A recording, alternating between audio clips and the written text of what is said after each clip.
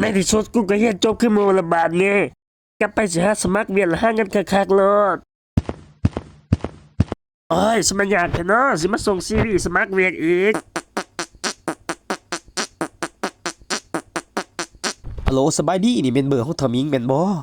ได้แม่นแล้วมีหยังบ่ คันสะดวกมื้ออื่นให้เขามาบริษัทรักษาสัมภาษณ์เรื่องงานเด้อเจ้าได้มื้ออื่นน้องจะเข้าไป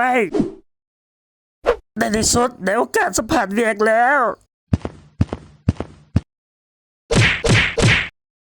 ขออนุญาตเข้าไปเด้อ เขามาตามสบายสบายดีน้องซื้อว่ามิงนัดสัมผัสว่านี่เด้อ โอ้ยินดีที่ได้พบเสื้อนังได้จากการอ่านซีวีของน้องนี่ฮะกระจบใหม่แม่นบ่ได้แม่นแล้วอ้าย หากกระจบมาประสบการณ์เฮ็ดเวียกกับบ่ทันมีพ่อย่าง ได้อ้ายถ้าเป็นไปได้ให้โอกาสน้องหาประสบการณ์แหน่ น้องจบสายอาทีมาเนาะอาจจะหาไว้เป็นกรณีพิเศษเงินเดือนน้องเริ่มต้นล้านหาเด้อมื้ออื่นมาเวียกเลยได้อ้ายขอบใจหลายโอเคน้องกลับไปก่อนละมื้ออื่นมาเวียกปกติเด้อๆสบายดีตอนเช้าอ้าย สบายดีน้องและนี่คือโตะเฮ็ดเวียกของน้องตั้งใจเฮ็ดเวียกเด้อมิงในที่สุดเฮาก็จะได้ใส่วิชาเขียนโปรแกรมที่เฮาเรียนมาแล้ว โอ้อ้ายมีเวียกบิดให้น้องเฮ็ดพอดีเลย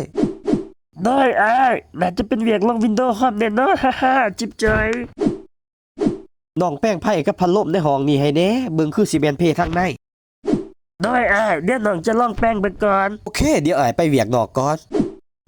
ได้ห่าละบาดนี้กูสิไปแป้งแนวใดพัดลมเพกับดอกไฟสดมันต้องสร้างไฟแม่นบ่